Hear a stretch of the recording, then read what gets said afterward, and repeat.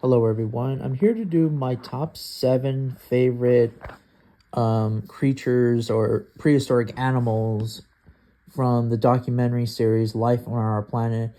And this is just my own personal opinion on which the designs, but these are like my favorite designs. And also I'm doing this in order because I actually don't have a favorite, uh even though that I'm trying not to be biased, but I'll get to that later in the video. Let's start out with Lystrosaurus. Lystrosaurus, my god, it's actually a really cool design. Like, I love the skin texture. I like how, they obviously put the tusks or the fangs or whatever of it. And believe it or not, Lystrosaurus was the ultimate survivor. And also, there are many subspecies of Lystrosaurus. There's one that's the size of a small dog, and the last of the species were the size of a pig. So at the very end of the Permian episode, they did mention that Lystrosaurus was the ultimate survivor, and they did mention that the smaller species was the size of a small dog, which I really like. I was actually pretty shocked because I thought they were gonna use Dicynodont, but no, it's Lystrosaurus. Lystrosaurus was one of the ultimate survivors of the Permian mass extinction. I also like how in the beginning of the Lystrosaurus episode, that it was like sleeping in its burrow, and then when you hear it, like when it made the booming noise, it just woke up. That was pretty funny. But yeah, but Lystrosaurus was a very adaptable animal in the Permian. That's why I really like it.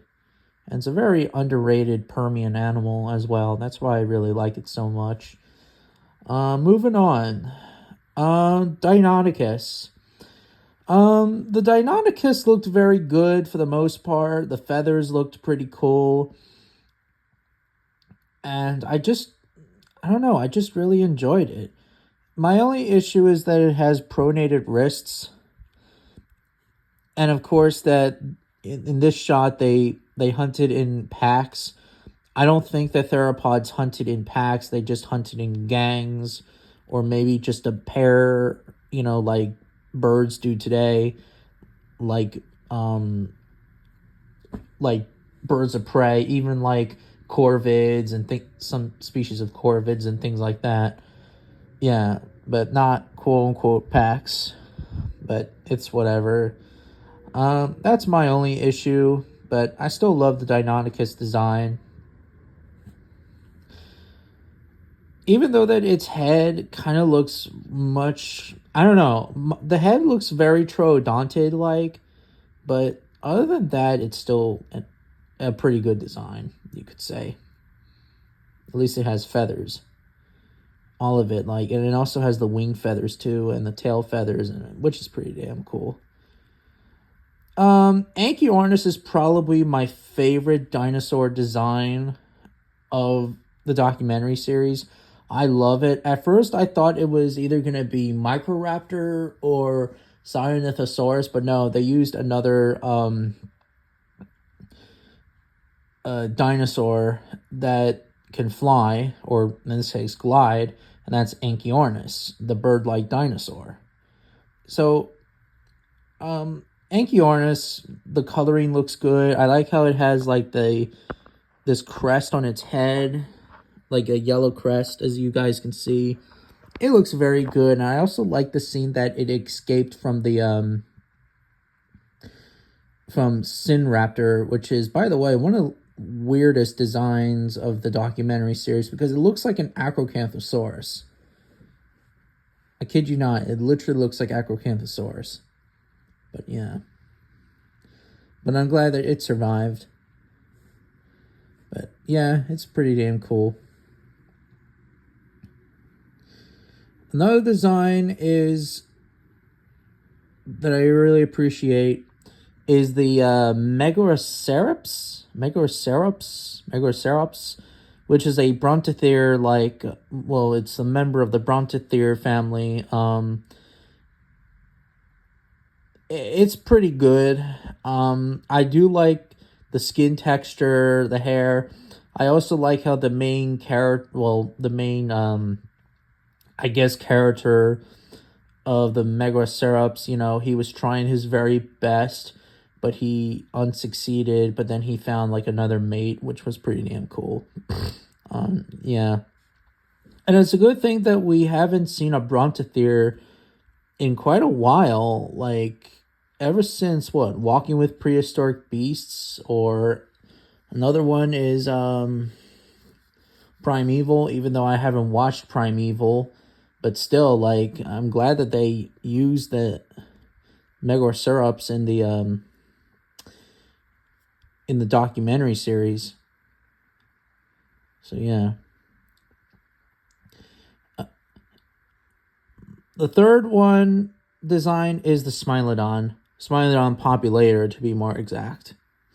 Now, I do love the design, and I'm specifically talking about this one. I'm not talking about this one, because this one is a little bit more inaccurate. The Populator one looks much better. The only thing is I have is that it has a kind of a mane on its neck or back. Not as much as the Gracilis one, but it's still, like, it's better, you could say. And I also like its skull shape. I really like the skull of Smilodon, like this of Populator, because Smilodon or saber-toothed cats, at least Mechirodonts, have more of a longer snout than most of the other cats, like most of the other like Pantheran type cats and etc. But yeah, it looks very good. Yeah.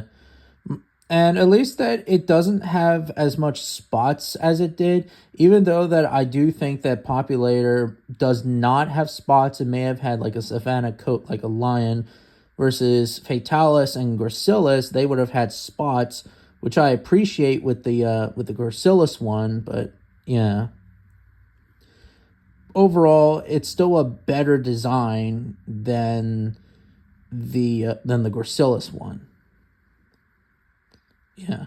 And another issue I have is that they put cougar sounds in the Populator one, but they put like tiger or lion sound into Gracilis. I don't know why they did that, but it's whatever. Second favorite, woolly mammoth. I love the woolly mammoth. One of the most popular animals in the Pleistocene epoch, and yeah, very good design. I love the hair texture. I love everything about it. It just looks amazing looking. Like, I love the woolly mammoth. An issue I have is, I know that it's speculation, but if you look very closely, its eye is blue. Like, it almost looks like a husky kind of eye. Now, I understand it's speculation. We don't know what the color of a woolly mammoth's eye is, though, but still, like, blue? Like, I don't know. I didn't really like that. It had blue eyes, but it is what it is, I guess. And then I have the last one, and probably my favorite design of the documentary series is the cave lion, Panthera spelaea. Now, the cave lion, I love it. I like how they put like a mane in the males and the females don't, because in some cave paintings, cave lions may have had a mane like we saw in the documentary. Even its cousin, the American lion, also had a mane as well. An issue I have is that the cave lion skin texture, skin palette is white, because modern lions have more, obviously, like we all know, like more of a a yellow type coat, like sort of like this, but but not white. Now, I used to think that cave lions maybe would have had that because of camouflaging, though, but that's not how science works. Also, since scientists found a cave lion cub specimen that was found in permafrost, it turns out that obviously cave lions did not had a white coat, and cave lions, what am I trying to say? And cave lions had more, well, a lion-like coat, of course.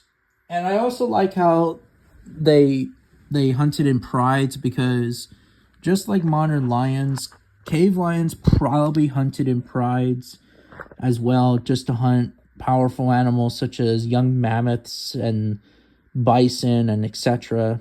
But yeah, I also like how the scene that the cave lions were trying to hunt the youngest calf, but then they see one of the hunters see a straggler, and they pin the young straggler down to the ground, and then they were and then the adults were like trying to help it, but then the cave lions like defended their meal, and that was pretty good.